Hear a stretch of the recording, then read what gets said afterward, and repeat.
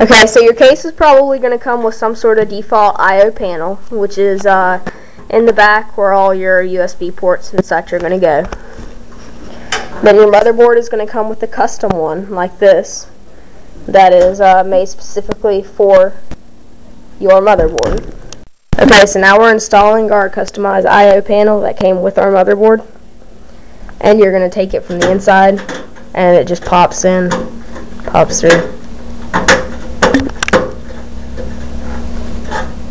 and you're good to go.